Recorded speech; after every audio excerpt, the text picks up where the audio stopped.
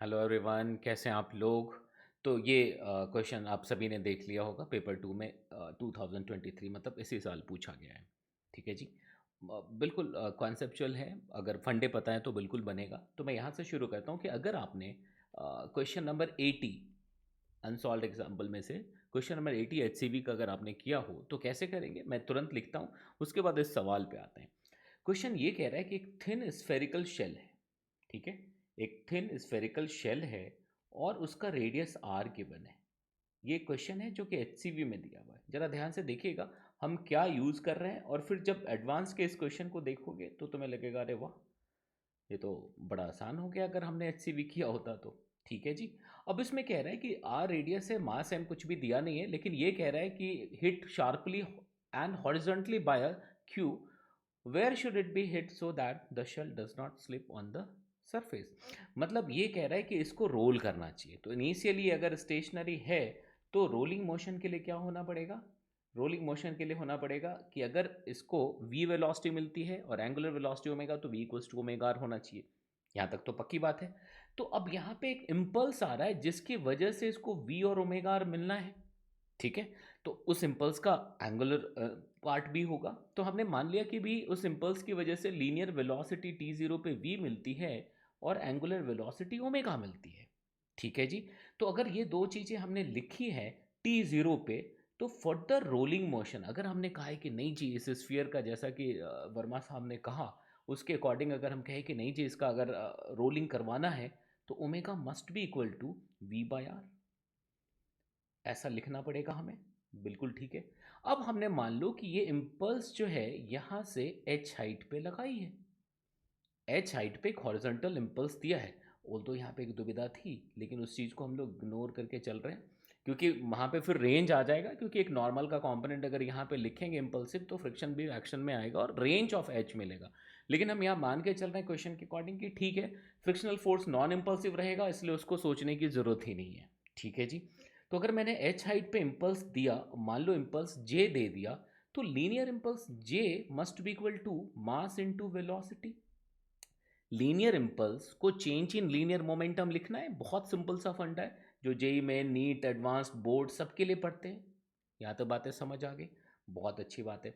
अब अगर हम एंगुलर इम्पल्स की बात करेंगे अबाउट द सेंटर, तो हमें क्या मिलेगा बेटा, J into H, linear impulse into perpendicular distance, it should be equal to, अब यहाँ पे शेल दिया हुआ है तो हमने 2/3 mr² यूज कर लिया इंटू ओमेगा। तो ये क्या मिला, ये हमने लीनियर इंपल्स यूज किया और यहां पे हमने क्या किया, एंगुलर इंपल्स यूज किया, और दोनों को क्या किया, चेंज इन लीनियर मोमेंटम और चेंज इन एंगुलर मोमेंटम के बराबर लिख दिया। अब अगर हम देखते हैं बॉस, तो जे के प्लेस पे हम क्या लिख देंगे, एम वी। जे के प्लेस पे हम एम वी लिख सकते हैं, तो m into v into h, it should be equal to 2/3 mr² into omega के प्लेस पे वी बाय आर लिख सकते हैं क्या।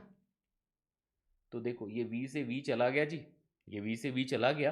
तो यहाँ से आपको क्या मिल जाता है, तब आप यहाँ से देखोगे अच्छा अच्छा हमें r चाहिए था तो r मिल गया जी। ठीक है।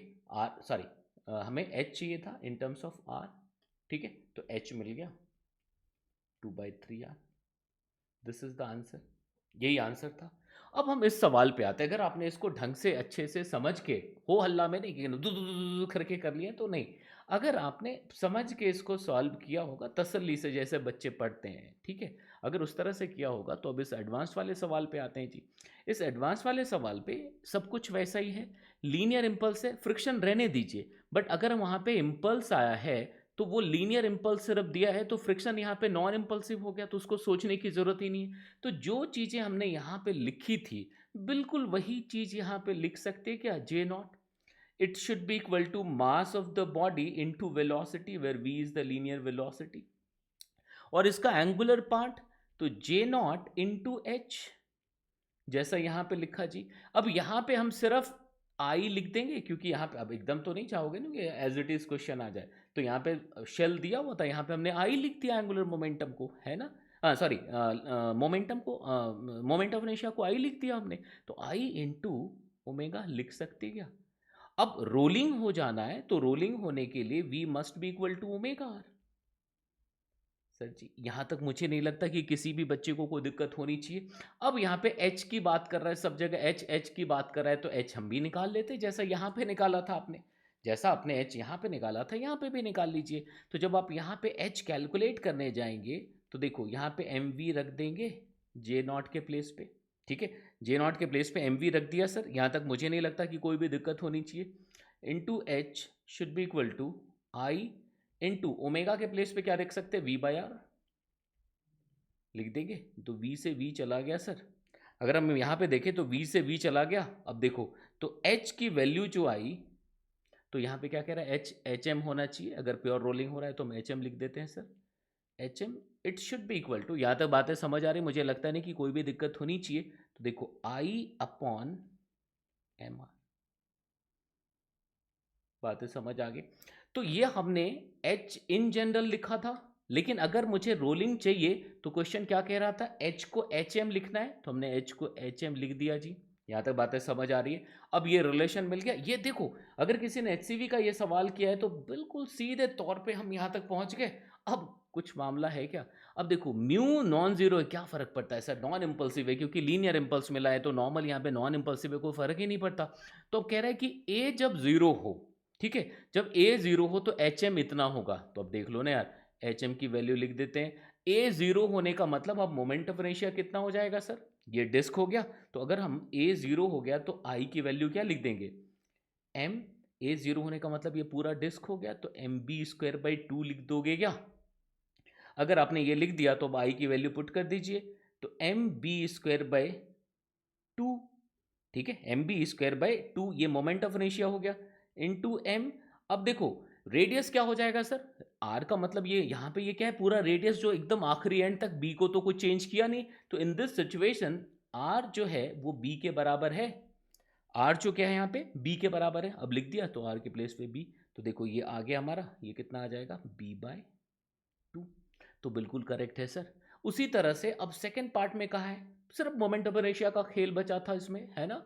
इसमें क्या बता था, अच्छा ये फर्स्ट हो गया। सेकंड में क्या कह रहा है, म्यू नॉन जीरो, कोई फर्क नहीं पड़ता, इससे कोई लेना देना नहीं है क्योंकि भाई नॉन इंपल्सिव हो गया तो कुछ चक्कर आएगा नहीं। ए जब बी के बराबर है तो ए बी के बराबर मतलब हो गया ये रिंग हो गया। तो सेकंड केस के लिए अब हम एच एम निकालना चाहते हैं, तो मोमेंट ऑफ इनर्शिया को सीधे सीधे एम वी स्क्वायर लिख सकते क्या, क्योंकि ए जो है वो बी के बराबर हो गया और वो रिंग हो गया, ठीक है, अपॉन एम इंटू बी लिख सकते हैं। तो यहां से देखो कट पिटा करके क्या हो गया, बी के बराबर हो गया। तो पहला भी सही दूसरा भी सही हो गया। अब कह रहा है कि भाई अगर एच एच एम है तो इनिशियल एंगुलर, तो देख लो ना यार, initial angular velocity does not depend on the inner radius A. तो इनिशियल एंगुलर वेलोसिटी हम निकाल लेते हैं सर। तो अगर initial angular momentum sorry angular velocity निकालना चाहते हैं तो यहाँ से निकल जाएगा। ये देखो यहाँ पे अगर v को लिखें तो जे नॉट बाई एम हो जाएगा, और यहाँ पे v बाई आर पुट कर दीजिए, तो देखो जे नॉट बाई एम आर आ गया। तो अब यहाँ पे कह रहा है आर, आर तो अगर सिर्फ ए को बदल रहे हैं तो आर तो यहाँ पे क्या हो गया, बी हो गया, ये गिवन हो गया, एम गिवन हो गया, जे तो देखो ये इंडिपेंडेंट हो गया ए से, तो मतलब तीसरा भी सही है। और चौथा बहुत सिंपल कि म्यू जीरो है, एच जीरो है, ठीक है, the wheel always slide without rolling. H zero होने का मतलब ये हो गया कि आपने एकदम से सेंटर पे हिट मारा है यहाँ पे, तो इसका एंगुलर पार्ट जीरो हो गया। तो एंगुलर जो इम्पल्स था वो जीरो हो गया, ओमेगा जीरो मिला। स्मूथ सरफेस है तो बाद में भी फ्रिक्शन नहीं लगेगा, ठीक है, तो सीधा स्ट्रेट लाइन पे चलता रहेगा। सो डी इज ऑल्सो करेक्ट। बात समझ आई। तो इसलिए कहते हैं बहुत तसल्ली से अगर कोई भी एक किताब ढंग से बनाते हैं, अभी जो दो और क्वेश्चन जो रोटेशन के वो भी मैं भी डिस्कस करूंगा आपके साथ इसी एनालिसिस के साथ। हवा हवाई नहीं कि जल्दी जल्दी कुछ लिख करके व्यूज़ बढ़ाना, वो हमारा काम बिल्कुल भी नहीं है, ठीक है। तो अगर आपको लगता है कि कुछ सीरियस टाइप की पढ़ाई इधर होती है तो सब्सक्राइब कर सकते हैं आप, ठीक है। चलिए फिर मिलते हैं आपसे, ओके।